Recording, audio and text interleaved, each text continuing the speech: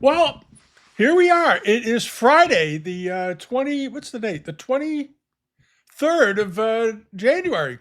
And this is the weekly video. We're going to take a look at some things that have happened this past week, some upcoming sales. There was a sale I just came across today. I missed it somehow. I'm going to let you know about it. It's coming up on the 29th. That'll be toward the end of the video. We're going to go through some results. There's been some good results this week and a few reminders of sales that are coming up. And we'll cover the usual things. Carpets, and there's a very interesting bit I'm going to talk about today on something that just sold at Sotheby's that did extremely well in the American furniture area. But at any rate, we're going to get started over here. And one of the things I wanted to mention that Dreweatts has a sale coming up. They have several sales coming up. And if you're in the UK, you might want to look into them. One of them takes place on the, let's see here. On the 28th of this month. I think the other one's on the 29th. But on the sale on the 28th, if you're a coral buyer and you're in the area, there's three nice pieces of coral coming up. They have very, very good color. They're beautifully carved. They're early 20th century, as most of them are. They measure about 8 inches, a little over 8 inches tall, 9 inches tall.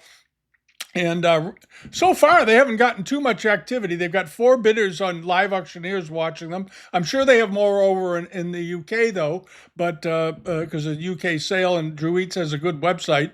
A lot of people use it. And I always recommend, if you can, use the auction house's website because you save about 5% on the commissions and so forth. But at any rate, it's estimated 1,000 to 1,500 pounds, which is very reasonable. It's already got a bid. It's at $950 or about $1,281 roughly. But if you're a coral buyer, these are nice examples. You want to get a condition report to make sure that all the pieces are there and nothing's been reattached, because often things happen to coral carvings, but it's worth looking into. And the other thing that's in this sale that's really nice is this fantastic bamboo blackwood adjustable mirror. It's Anglo-Indian. And this is it. We've seen these over there. You don't see these in the United States very much, but you do see them in the UK and in Europe, because that is, of course, India was a colony and so forth, so they brought back a lot of stuff.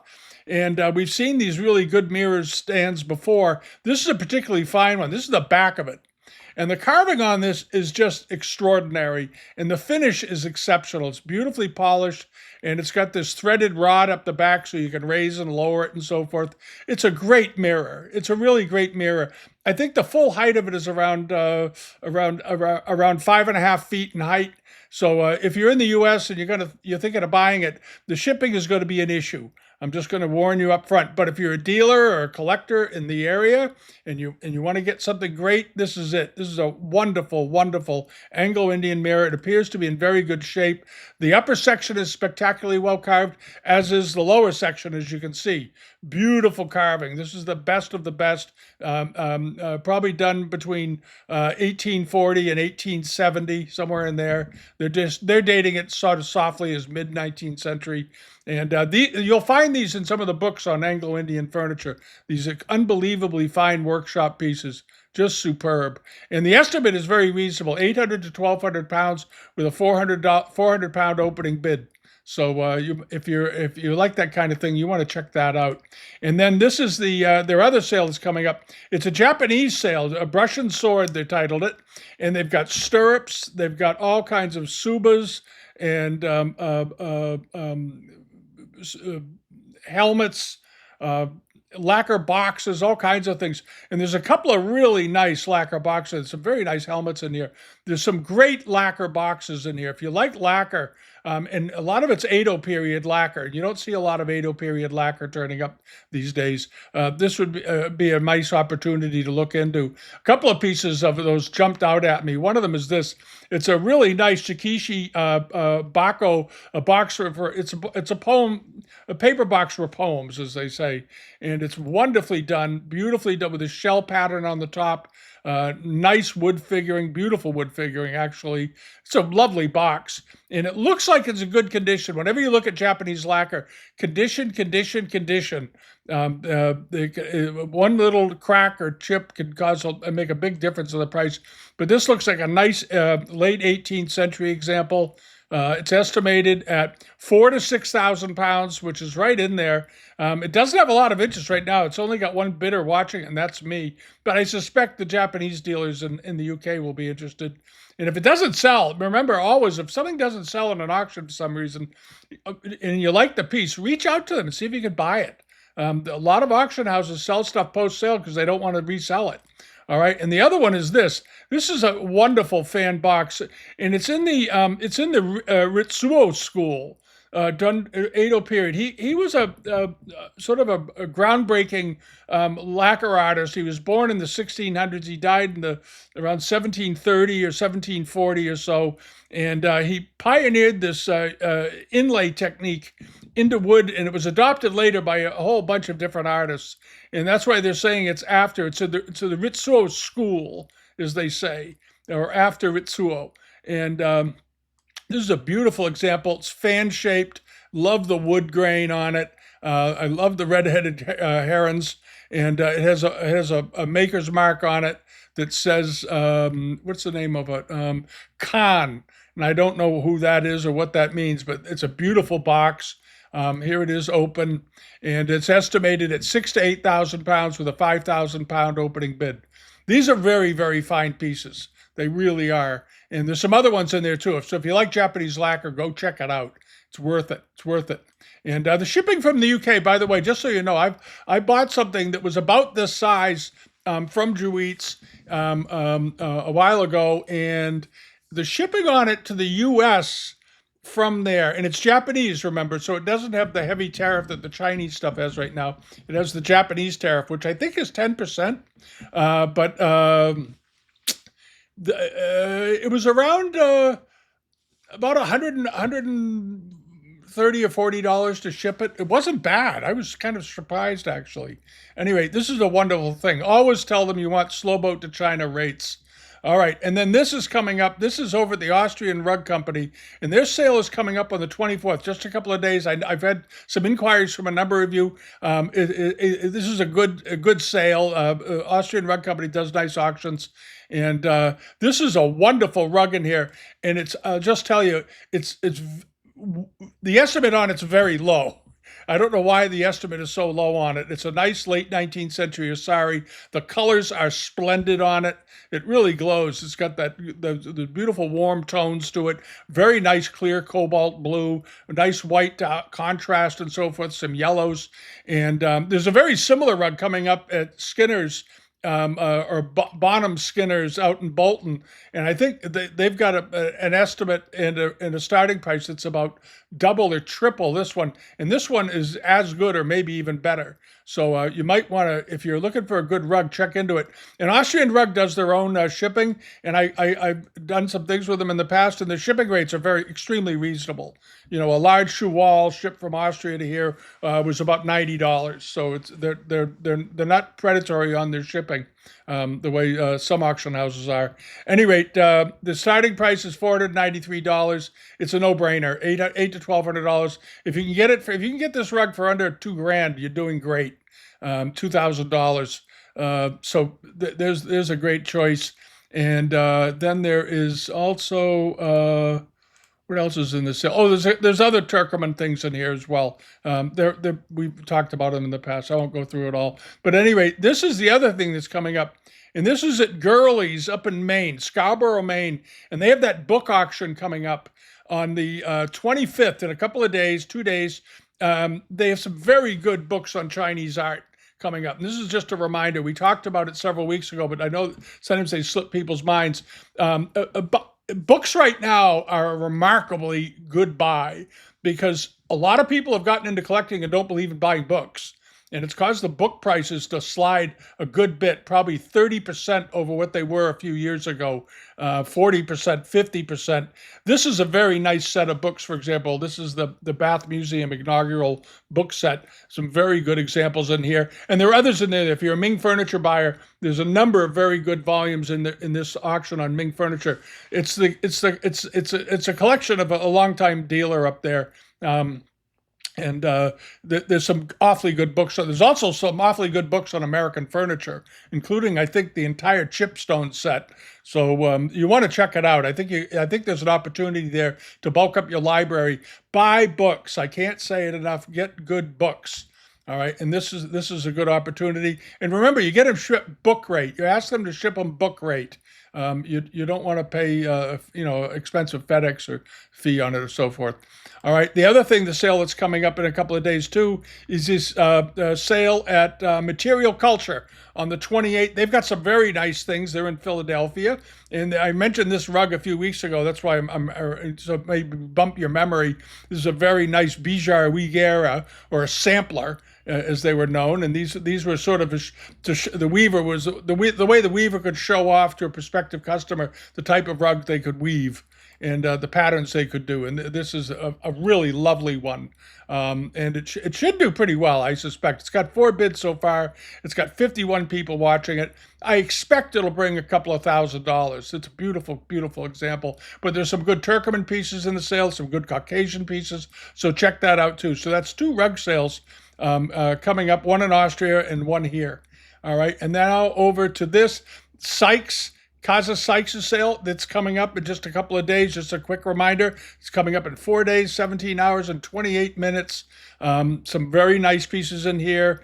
We talked about it before, and pay mostly attention to the pieces in the sale because there are some few pieces in here I think that are additions that aren't linked to the exhibition catalog that all of these were in. If you pull it up and look here, you'll see the Southeast and East Asian art 1965 to 75, subsequently in New York. They did a catalog and a show on these pieces. Anyway, this is a nice looking sale, and I recommend it. There's an opportunity there for people with real interest in the subject to buy some great pieces for themselves. This Zijou piece I noticed, we talked about it last week, and it's got 64 watches on it. It should bring $3,000 to $5,000, $4,000 to $6,000. So we're going to find out. We'll check back next week, see how it did. All right. Now, what else is coming up? Freeman's has a sale coming up. And in it are a couple of nice things. Some of it is American and some of it is Chinese. There's a very nice Chinese charger at the sale. One of the things I wanted to point out, I just happen to like this. It's a probably mid-19th century an American school pencil drawing of a farm. And it's a charming scene. The way it's put together. It's just, I don't know, a lot of you don't care about American art, I know, but I do. I enjoy it. And this is just a lovely, lovely scene with a very fine mid-19th, first half of the 19th century sort of New England farmhouse, this field leading up to the house here with a little road going through the middle. It's interesting, though, there's a road with a gate here going through the middle, but there's no gate on the other side. The artist forgot it. And anyway, you have the farmer out here with his animals and so forth. And this wouldn't have been a whole farm, but it was just sort of an example of what it might look like. And then you have the carriageman going by out front. Anyway, I think this is a great picture. And the estimate's for nothing. It's $400 to $600, $200 opening bid. It's got 20 people watching it. I suspect it'll go over that. But this is on the 28th at Freeman's. So check that out if you like that kind of thing. But in that sale also is this. This is a wonderful, large 18th century armorial export plate. It's extremely fine. I can't say it. I can't emphasize that enough. It's almost 17 inches wide. It's a big piece of porcelain. It's 16 3/4. You want to get the full condition report. It was sold. It goes back. It was sold by Moog, and it belonged to John DiCiccio, who was a longtime collector. I think he's still alive, but I think maybe he isn't. But he was a well-known collector. He lived in New York. He was in the financial world and all that. But he bought from very good dealers on Nantucket. He had a house out there. And this was apparently, I suspect this was probably in the Nantucket house. Anyway, it's a really fine, large charger. China trade, but exceptionally fine work, exceptional coloring. It's a great piece. It's a great piece. And if you bought it from Mugi, you probably paid $4,000 or $5,000 for it back in the day. It's an excellent piece of porcelain. Looks like it might have a little repair, rim chip on the back or something. Couldn't care less. It's a wonderful example, and it's only estimated at $600 to $800 with a $300 opening bid. It should bring $1,500 to $2,500. It should. It's a great piece, and it's extremely large. 16 and 3/4 on China trade plates is very, very rare. All right. And the other thing that's in the sale is this. If you're an American furniture fan, you might want to look at this. It's a Philadelphia and Chippendale ball and claw foot table, and it has a very unusual feature to it. It's got cookie corner cut ends on the lids, on the lifts, where when you put the leaves up, you have these shaped edges on them. That's very unusual, and it's got beautiful cabriole legs. These legs, they're very, very curvilinear, which is a desirable effect. They're sort of stressing the weight and the importance of the table by bending the leg of the table a little bit. And you'll notice the ball and claw feet, the balls are very compressed also. Again, to sort of imply the weight of the table, the high quality of the table. And you see that also on big chests of drawers and big secretaries and chests on chests. You'll often see, especially in the earlier Chippendale pieces, you'll see very compressed balls under the ball and claw feet, which of course is a Chinese thing. You know the Thomas Chippendale, and well, he didn't invent the ball and claw foot, but he made himself pretty famous from it. The ball and claw foot really originally, I believe, came from Holland, and it was taken from the Chinese images of the Chinese dragon, the imperial dragon chasing the pearl of perfection. And the artists in the West, of course, went to the point where they've captured perfection by putting the ball and claw together. Anyway, it's not an eagle's claw; it is a dragon's claw originally. Anyway, this is a wonderful table. It's a beautiful, beautiful walnut. You don't see walnut in a lot of these tables. It's $1,000 to $2,000, $500 opening bid, and it's a pretty good sized table. This is a table you can use. You can use this as your breakfast or intimate dinner party table. If you're having dinner with just a few guests, 4 or 5 guests, you could sit at this table. It's not enormous. It's not enormous opened up, but it's good size. The height is 29 inches. The width is the width is 45 by 21 when it's closed, when leaves are closed. So it's double that when they're open. It's more than double that. So it's still a pretty good sized table. Anyway, it's a great piece of mahogany. If you live near Philadelphia, think about buying this and taking it home. It's a great piece of furniture. All right, and then over to this. This is coming up at Stair Gallery again in a couple of days. There's not a lot of new auctions that have popped up, but there's one I'm going to get to at the end that you might find interesting. And this is Stair Gallery, and they've got a bunch of good pieces of porcelain coming up on the 28th of this month. They have a couple of sales, actually, one day and then the next day. And there are a number of pieces that were bought from Bob McPherson over in Europe, some great pieces. And it's an opportunity to get some very good examples. There's some good Dreweatts in here, including this, and there's an incense burner, and there's some other pieces. So check it out. We talked about them last week, but just to remind everybody. And this is also in the sale. This is Stair Gallery on the 28th, and these are nice porcelains. They didn't seem to want to date them for some reason. Let me see here. They're just saying blue and white bowls. One of them is that they described as a crack bowl, which it is. And these were bought from Anita Gray in London, and Bob McPherson, London. These are very nice.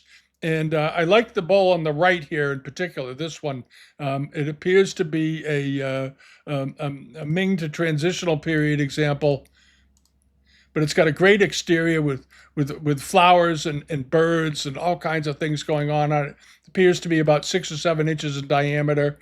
I like it a lot. It's a very, very nice bowl. It's charming. Here's a picture of it. It's got a Chenois mark or something on the bottom. No, it's not the right period. It's a later bowl, but a very fine one.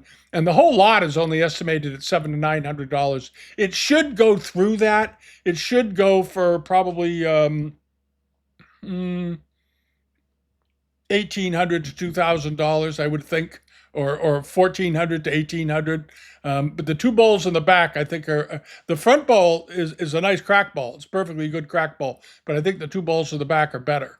All right, so give that a look. And the other thing that's coming up on this is also it's there 29th of this month. This is the anchorage at Whampoa, as it's known. It's a very famous scene. China trade artists did it fairly often. All the sea captains would anchor their ships out there where they're waiting to get into port. And it became a very, very popular viewpoint from this precise hilltop. Many painters painted from here. And this is a nice one. I don't know, normally, if this one's got a little bit of toning to the paper, so they didn't give it a heavy estimate. But normally, this genre of painting on paper, they sell for $4,000 to $7,000, depending on the sale and the condition and so forth. So you might get this very reasonably. I'm hoping anyway for you. It's estimated at just $600 to $800, and if it went for $600 to $800, it's a bargain. It's like free. It's got a very nice old black frame on it. I like the frame a lot. It's got a great surface. It's real grungy. We like grungy frames. But at any rate, $600 to $800. It's got one bid on it. It should bring a couple of thousand at least, but it may be a bargain. All right, that could be a bargain. And many of you I know like China trade. And if you've ever wanted a view of Whampoa and you didn't want to, drop 6,000 or 7,000 US on it, here's a chance to take a shot at one. And also coming up at this is at Maine Auction Galleries. They're in Illinois, right? Ohio, Cincinnati, Ohio. They have a sale coming up on February 7th that turned up this week. Now, there's some pieces in there that are fairly modern. They're 20th century copies and so forth. But there are some legitimately old pieces in here. There are some nice old pieces. And you have this one, which has the fish pattern, which I like a great deal. As you know, I like fish patterns and horses and animals on plates. I love the way the Chinese picture them. And this is a very nice one. It's not going to go for a huge amount of money, probably a couple of $100, but it's nicely done. It's legitimate all the way across. It's got a glaze line in it. I noticed right there. I doubt that it goes through. You want to check on it. It probably doesn't. It's probably just on the surface. There's the foot rim, that really rich iron oxide line going around the edge. And it's 18th century, probably Kangxi period. Very, very nice. $200 to $400 estimate. It's got a 4-inch hairline in it above the central fish, that one. But you want to find out, we saw that. Ask him if it's visible on the back. Or is it just in the glaze? Because sometimes it's just in the glaze. $100 opening bid, $200 to $400 estimate. Yeah, it should get in there. I think probably closer to 200 than 400, but it's a perfectly nice piece of porcelain. So do check that out. And the other thing that's coming up is the same company, right? Main Street Auction is this. This is a lovely late 19th century watercolor attributed to Zhu Zhihulu. And I don't know who this artist is. I'm not from. It doesn't ring a bell off the top of my head. But there were a lot of good Chinese artists back then, and it's pretty good size. The site size, the painting size itself, is 12 by 13. So the overall size, including the frame, is going to be 16 by 18 or something like that. It's a pretty good sized picture. But the quality of the brushwork, the quality of the painting is excellent. Never get hung up too much on names and stuff, because half the time they're Chinese artists are notorious, like artists all over the world, copying other people's signatures. Don't pay any attention to that. Buy it for the art. Buy it for the quality of the work. And the quality of the work on this is really quite excellent. It really is. It's the kind of picture I would never get tired of. And I love the butterflies. I like the flowers. I like the way the grasses, the green leaves are done and so forth. There's even some white flowers in here. And then you have these beautiful, beautiful, beautiful lilies opening up at the top. And then a big line of inscription on the side. Very nice picture. I like that a lot. It's estimated at just $300 to $500, $150 opening bid. It should bring the 500. It should get right up there with the buyer's premium, may go over it, but it's a very, very nice painting. If you like paintings or you want to learn, own some Chinese paintings, this is a good one to start out with, really is. And then also, this is also at Main Auction Gallery. They've got some pretty good Amari in here. And this is a very well-known sort of a stock pattern of Amari. But when I looked at it, I said, I wonder how good the quality is, because these vary wildly in quality. These are beautifully done. The quality and color, the crispness is excellent on these. I really think they're quite good. And the little bowls that go with them. The plates aren't that big. They're like 7 or 8 inches wide, the widest one. These aren't big pieces, but there it is. Again, the Chenhua mark on the back. But this very nice vine and bird pattern going around the back, which you don't see very often on these. You want to get a condition report, of course, and there are the bowls. But this is very fine work, early Meiji period probably, estimated at just $200 to $400 for all of it, with a $100 opening bid. Very colorful, very happy, wonderful work. And when you look at a lot of these Amari pieces, think about them in comparison to some of the Chinese pieces that were made during that same period, 1880s, 1890s. And in general, you find that the Japanese Meiji workshops with porcelain decorating, their best work, frankly, was better than the best work that was being done in China at the time, because the Chinese economy was declining and so forth. I'm not saying the Chinese stuff wasn't any good, but the Japanese stuff is just ridiculously overlooked in the market for people who claim they really like art. If you really like art and you love Asian art, and you're trapped in Chinese things, try to develop an appreciation for what the Japanese were able to do. They were able to do some phenomenal things, and this is just one of them. Their lacquer work, their netskis, their all that stuff. And right now, it's all at more or less like giveaway prices in the market. And someday that's going to change. And you'll see it happen, because I remember when you could buy Ming Zhaijing market period vases. I think I've told the story before. I was at Skinner's back in the early '80s out in Bolton, Massachusetts, and they had 5 market period. Well, 3 of them were three were market period Zhaijing, blue and white, and then there were some monochromes that were all Ming. These are all Ming pieces. The smallest one was about 14 inches tall. I think the biggest one was about 16. And I bought the entire lot for $100. And the reason is one dealer at the time said to me, he was an American dealer, very well known guy in his day. He was one of the names you would see in Antiques magazine all the time, near the front. And he and I were talking. He goes, "Why do you buy those?" I said, "Well, I like them." And he said, "There's no market. Nobody wants that stuff. That's Chinese domestic ware. Nobody wants it. It's never going to be worth anything. Nobody wants it." This was in the early '80s, and today each one of those vases is probably worth $10,000 to $20,000.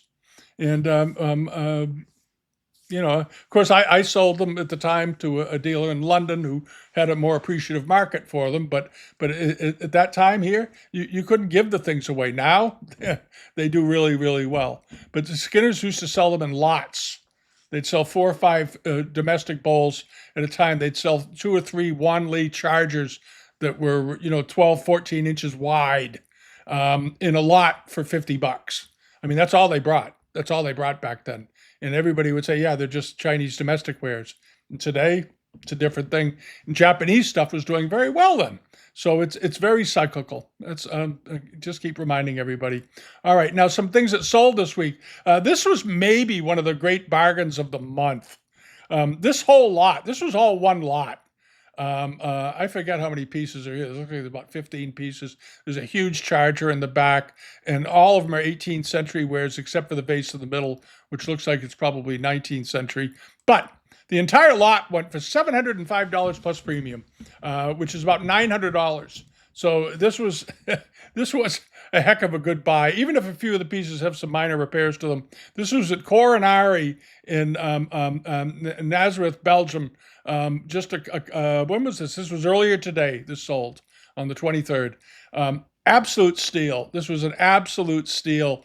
Even with the shipping being a pain in the neck and all that, if you're over there, if you were in the Netherlands, I know a dealer had to have bought this, and you will be seeing these pieces turning up at either at Katowiki on eBay or in a shop or something. But this was a money maker. This lot is a money maker because every piece in here is worth, probably could be retailed out if it's in good shape for several $100s to $500 a piece. And the whole lot went for under $1,000, including the buyer's premium. That was a great buy. That was a great buy. And it was on the global pages. So maybe one of you bought it. I hope one of you did. All right. This sold this week down at Doyle's, right? This is the Doyle sale. There's a nice bronze that we talked about a couple of weeks ago. I thought it was lovely, and I thought it was older than they were dating it. They were dating it as being 18th century. I thought it might be more like a Ming example because the workmanship on it was so good. It was very crisply done, wonderful form, very nice waist on the Buddha, on the Kuan Yin, and so forth, or the Buddha. Nicely done. Very nicely done. Legitimate looking wear all the way around. It was about 8 inches tall, and it went for $3,500 plus the premium. Well, an overestimate. 2,000 to 3,000 was the estimate, and in the end, it probably with the buyer's premium, it ended up at about $4,500. So well above the high estimate. But it was a lovely gilt bronze, and the gilding. You can see how much of the gilding was still on it. It was still pretty good shape. All right. And the other thing that did very well this week, I thought, was this 19th century Chinese hardwood Davenport. And Davenports were a very popular form of furniture in Western furniture forms, Western furniture makers, especially in the U.S. and the U.K. We used to see them all the times in old estates. You'd clear them out, and there'd be a Davenport in the hallway with a phone on it or something. It was just an occasional desk that people would use to leave notes or to do things, and they kept their checkbook in it and odds and ends. But they're usually somewhere on the first floor in the main hallway and near the door. Typically, I can't say they wouldn't turn up somewhere else, but that's where they typically did. But this is a nice Chinese example, and you don't see these very often. These are very rare. This is a Chinese Davenport, and it was beautifully, beautifully done all the way around. The carving quality on it was excellent. It had beautiful wood color, lots of detail shots of it. It looked very, very nice to me. And there's right now, Chinese furniture is very inexpensive, especially the export stuff. I don't know why. It doesn't makes no sense to me at all. But I've noticed that very fine China trade furniture from the 18th and early 19th century is basically less than the cost of reproduction. And there's this, you couldn't have this made today. If you hired a carver to make this thing for you today, it would probably cost you $30,000. It went for $3,236 US plus the premium, or around $4,200, which was a perfectly good price. I'm not complaining about the price, but I'm stunned at the lack of appreciation for these things. These are beautiful, and this was sold at Hutchinson Scott Antiques over in Skipton in the UK. A beautiful example. Now, you're not going to get a lot of competition from American buyers because they're going to have a $1,500 freight bill on a thing like this. But if you're in the UK and you have the chance to buy these pieces, buy them. For heaven's sakes, buy them. Just because other people aren't buying things doesn't mean you shouldn't. All right, and this sold this week. This was that jade collection that came up at what was it, Richards and Stedman Estate Services, and we talked about it a couple of weeks ago. I thought it was a nice looking B disc with sort of archaistic elements on it, nicely done, and it's got the stippled back. A very classic, nice looking. It looked to be 18th or early 19th century to me. Very fine piece. Did they even bother dating it? I'm not sure they did. Sold at Mannheim Galleries in New Orleans. Sold it at some point. They were well known. I think it went fine. It could have gone for more. It was only estimated 200 to 600. I thought that was low. It went for $750 plus premium, so it ended up selling off at about what does that work out to? About $1,000, just about $1,000, a little under. But it was a beautiful piece of jade. Nice surface on it, very nice surface. When you look at jade, look up in here in the polish areas, you get a sense of how it was made. If it's as flat as a pancake, as flat as plate glass, it's probably a reproduction. But this one looked perfectly fine. And the other things that did well too are these Kangxi Femi-Vert flasks. We talked about these. I don't know if I did it here or on the Patreon channel, but these Femi-Vert flasks with their original lids, which makes them very, very interesting. These do turn up periodically. They're all Kangxi period, but they rarely have their covers. These both had their covers, and they typically sell for around, to 13, 14, $1,500 a piece, somewhere in there. So somebody got a good buy on these. These ended up going for 3,100 US plus the premium, so about 3,900. But with their lids and a rather atypical landscape scenes on the sides, they were estimated at 2,000 to 3,000 pounds. And this was also at Hutchinson Scott. They had some nice things. They had some good things in their sale. So congratulations to them. But these were very, very nice. And these are nice size too. Sometimes they call them gin bottles. They're 10 inches tall, 25 centimeters tall. All right, I like those a lot. But the news of the week was something we did. We did a video over on. I'm going to show you it in a minute. But this was the Sotheby sale. It's just finishing up. It should be about done right about the time I'm recording this. And I think they had some tough sledding on the China trade. I think it was, as I mentioned a couple of weeks ago, I think the estimates were pretty strong. But when you get down to here, hold on a second. Refresh the screen, see if it pulls it up with the price.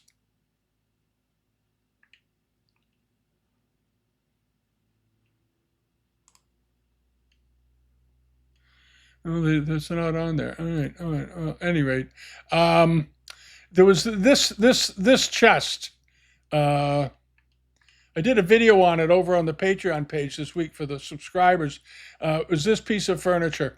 This was the Simon and Rebecca Horn Pilgrim chest.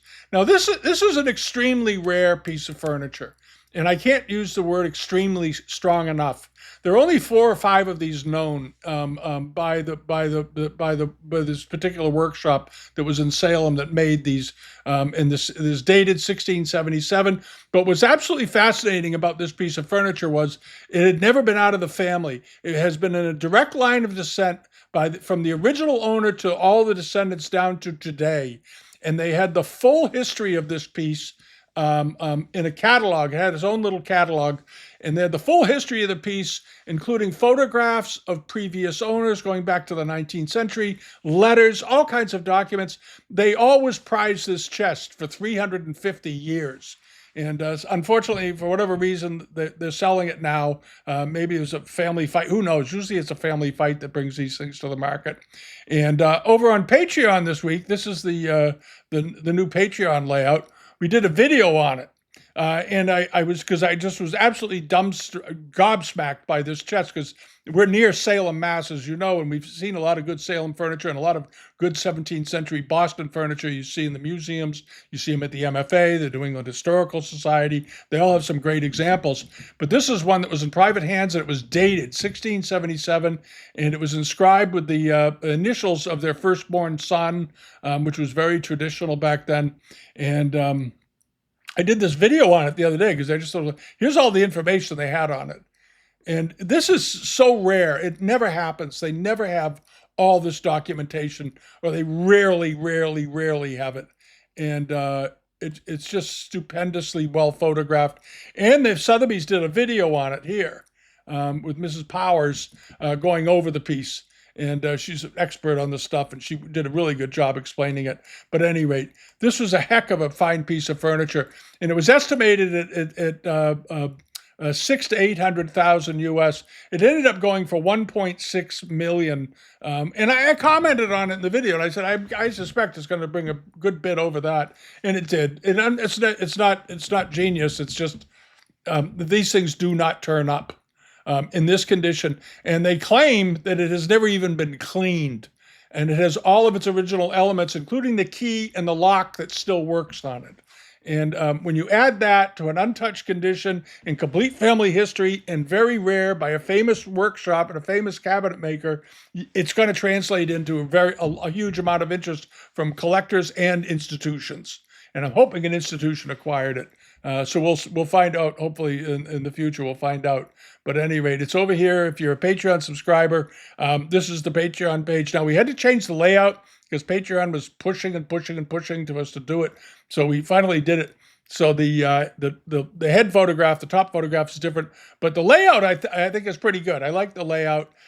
They have all the things. 861 what is it, 831 posts on this that we've added since we started this 2 years ago. We do quite a bit of updating here. We did one on this piece I just bought recently, which was, I got it at Freeman's. It was a wonderful piece of rose quartz, amethyst quartz, and beautiful color, and talk about other things, the Antiques Gazette and all that business. So, at any rate, if you're going over there and it looks different to you, that's why. The collection section is now on this page, and it's also available up here at the top left right hand corner, and that's where we keep all these different posts. Are, if you don't use it, are broken down by type. We have my watch list, where I do a video every week or so about things I'm watching and thinking about buying, and then we have some featured articles, and then we have the regular weekly video we do on here. All the videos we put on YouTube also go on there, but you don't have to you don't have to stick through the advertisements and so forth. And we publish all kinds of stuff on here, papers and PDF files, magazines, all kinds of things. So, at any rate, but that's where if you haven't seen it yet, there's the video. It's right here. The rarest example of American furniture brought to market in the last 40 years. And I really think it probably was, as far as historic importance. So that's it for that. Okay, I'm not going to belabor it, because I know some of you don't care that much about American furniture, but you will care about this. This is coming up at Roseberys. Roseberys has got a sale on the 29th, on Thursday, and I hadn't noticed it before because they don't advertise on Live Auctioneers or anything. And but I was going along here, and I check them out at least once a month, and somehow this one slid by me. They've got a sale coming up, and they've got some misdating stuff going on here. I don't know what happened, but maybe the person that gave them this lot, it's a collection. I think it's all from one person, but there's some misdating, and there's some nice things in here. They have some Chinese things that are described as being Japanese and so forth. And you have time to chase it down a little bit, but go through it, look at it. But some of the pieces they say are 20th century, actually 18th century. And I'm going to show you a couple of them, but just keep that in mind. One of the pieces, and I wish they had shown a picture of the bottom of it. This was sold originally to whoever the current owner is, by Vermeer and Griggs over here in the U.S. They started in California, and then they moved to Atlanta. And Mr. Griggs died 25 years ago, and Vermeer just died probably 10 years ago at this point. But at any rate, there's this vase, this wonderful copper red Yu Chun Ping, beautiful shape, very nicely rounded, nice splayed foot. They didn't include a picture of the bottom of it. It looks like it's probably an 18th century example. It's got a sort of a dry matte finish on it as far as the glaze goes, which is very effective visually. I think it's a nice solid color. It's a good example, and the estimate is for nothing. I don't quite get it, $400 to $600, and I'm gonna bet this is an 18th century pot based on the shape and color, and it should go for a lot more than that. But they don't have a picture of the bottom, so get a picture of the bottom and find out if it's an 18th century one. And if it is, you want to drop a $3,000 or $4,000 or $5,000 bid on it. It is let's see, how tall is this? 28 centimeters, so it's 11 inches tall. It's good size. It's a nice looking pot, and get a condition report, of course. All right. The other thing that's in the sale, they've dated this as being 20th century, which I don't understand. It looks clearly to be a 17th century dish to me. Here it is with the inscription and so forth in the field. I don't see anything on this that makes me think that it's modern. And then when you flip the thing over, here's the back of it. All right, that's the back of a 17th century dish all day long, and it was sold by Allen's down in New Zealand. And Allen's, as you know, he's written books, and he's a wonderful guy. He's not as active as he used to be. I haven't heard from him in I haven't heard from him in a few years. If any of you have, tell me how he's doing, because he hadn't been well. He'd been unwell for a while, but an awful nice man. And he wrote the Allen's Guides to Chinese Porcelain, and it was very good. They're very interesting books, because it's sort of an everyman's guide to buying Chinese porcelain. He did a really good job throughout his books and helping people learn how to authenticate things and so forth. He was very open with sharing information, and he didn't sell 20th century stuff. And this looks very much, without much of a doubt, to be the bottom of a 17th century dish, as does the front of it. Anyway, they've got it down as 20th century. I don't know quite why. The estimate's for nothing: 120 to 120 pounds starting bid, 300 pound to 500 pound estimate. It should blow through that. It should bring 1,000 to 1,500. It's a very nice piece of porcelain. We'll check back with it and see how it does. Also, is this a very unusual China trade export cup for the Ottoman market? Now, this isn't a big thing. It's a couple of inches tall, but it's wonderfully inscribed, and it's got a couple of chips around the edge and so forth. It looks like it was used for something because there's a pattern of chips around here that seems pretty consistent, and I wonder what they used the bowl for. But it's a rare type with a cobalt ground, and they don't have a picture of the bottom of this. It's got a repair here. It's had some stuff happen to it, but I was trying to figure out whether it was an 18th or 19th century cup. It looks like it could be an 18th century one or an early 19th.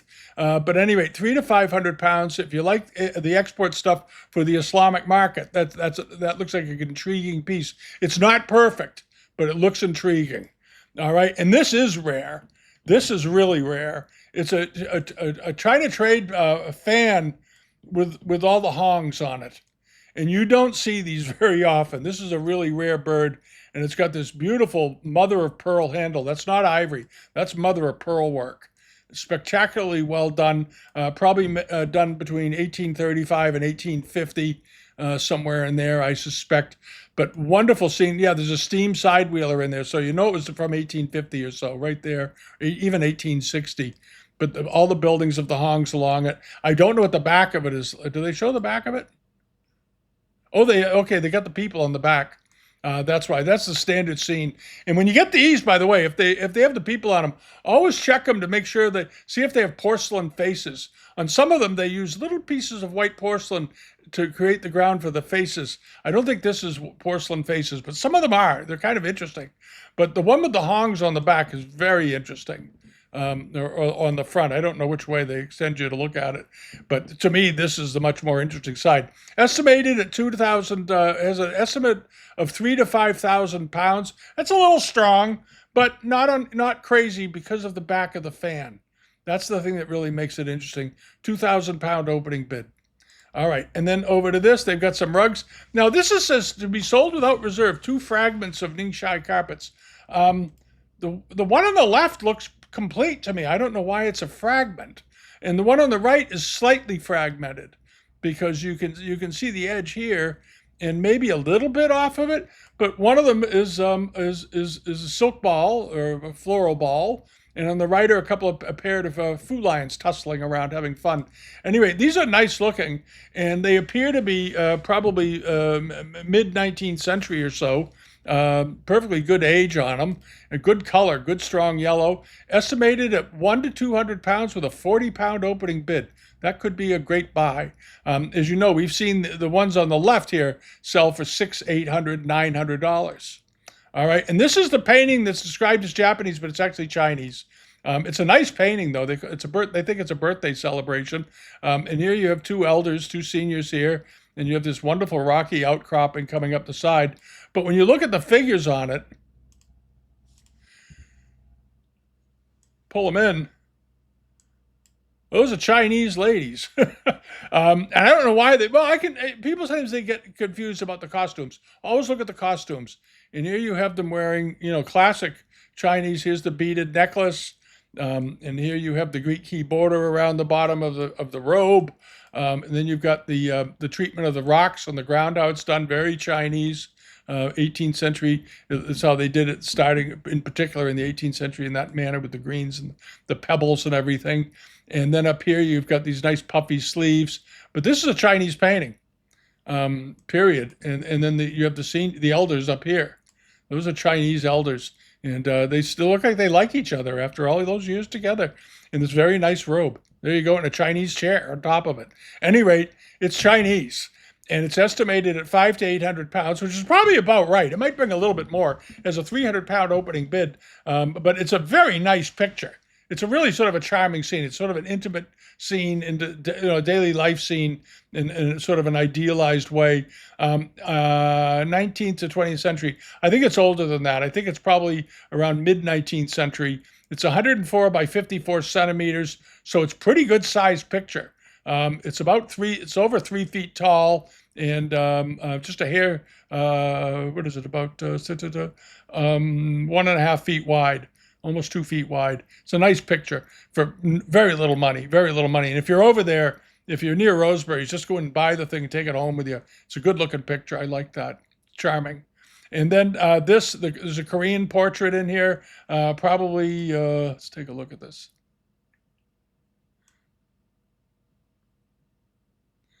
It looks to be probably a mid-19th century, first half of the 19th century Korean official's portrait.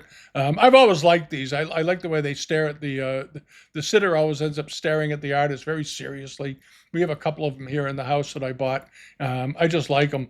And this is a nice one. It looks like it might have a split in the middle here. You want to get clarified on that and decide whether or not that would bother you. It doesn't particularly bother me, but splits sometimes bother people. The estimate is very reasonable though, 300 to 500 pounds with a 200-pound opening bid. So there's not much downside to it. It's a nice looking thing. And again, if you're over there, if you're in the UK, you're near Roseberys or Dreweatts, you're at a huge advantage over people that are elsewhere because of shipping and handling, which can easily be sometimes the price of the object itself. So take advantage of it while you can if you're over there. Go in there and buy yourself a bargain. All right, and that's about it. And by the way, some of you remember the bidamount.com newsletter page. We're still doing it, but we as some of you know, we switched the page and went to because we stopped sharing things from eBay because frankly I don't see them sell enough. There's not enough stuff being offered on eBay anymore to bother with, and it's just gotten silly. But this is the newsletter page now, and we did an article this week. On the China rooms, hidden symbols of diplomacy at the White House. And there's all kinds of things about porcelain and the photography, the Chinese culture, Chinese art, and so forth. We had an article in here last week from a very good article. It was written by Sotheby's, but this is one that I think it was put out by the State Department, as a matter of fact, here in the States. But it's an interesting article about the history of the diplomatic reception rooms and so forth. And as many of you know, the diplomatic reception rooms were extensively redone and improved when the Kennedys were in the White House. And Jackie made it a personal mission with I think it was it Mr. Conger, and they went around and hit up benefactors for their great pieces of American furniture. And the diplomatic rooms at the State Department now have some of the finest examples of American furniture in the world. They have some great pieces. And they collected china and all kinds of things. And some of the pieces ended up in storage and being used by various presidents while they're in the White House. And there's some awfully good American furniture in the Washington D.C. collection and so forth. And every once in a while, you'll see it in the background when President Trump or Biden or somebody or Obama, because they can redecorate any way they want when they get in there. So they can go down to the warehouse where they have all this American furniture and other forms of furniture and pick out what they like. And the only thing they'd ever change is the Resolute desk, but everything else I think pretty much stays there. And they block front pieces I've seen and so forth. And a number of years ago, I went through the White House. I went through the White House a few times, but when I was a kid, we went to Washington. It was shortly after Martin Luther King was killed. I mean, like 2 weeks later. And Senator Brooke from Massachusetts was somebody that we knew. And he was a wonderful guy, and he offered to take us around on a tour of things. And we got a very nice tour of the White House, sort of a private tour. And I was shocked because it looked so much like where we were. Looked so much like it was part of it was the residence, but so much of it looked like a home, and a very nice home, granted, but a home nonetheless. And we had seen this was not that long after Jackie Kennedy had redone so much of it. And it looked wonderful. I was absolutely amazed. And I was a kid then. I was 14 years old. And this was in 1968, I guess it was. Or I was 13 or 14. Anyway, it was a fascinating thing to see, and I've seen it since. And it still looks great. So it's something to go see. And if you ever get the chance to go into the diplomatic rooms of the State Department, jump at the chance. And you'll see some great things, including China trade. There's a lot of China trade in there that's been given. All right. So that sort of wraps it up for the week. Thanks for watching. Subscribe if you haven't here so far on YouTube. It helps the algorithm, as they say, and leave a comment and join us over at Patreon if you'd like to. And we go on from here. But there's a bunch of sales coming up that are going to be ending in the next week, as we mentioned the other day, last week, on the 28th and the 29th of this month. There are a slew of auctions, and that's why I wanted to remind everybody at the beginning again, because by the time I come back next week, most of them will be over. And we'll go through the results then and see how things did. But at any rate, that's where we are. Thanks so much for watching, and have a wonderful weekend. We're getting, I guess, sounds like we're getting somewhere between 15 and 20 inches of snow. And if we do, I'll take some pictures of it and share it with everybody. Take a video. All right. Thanks for watching. Bye-bye.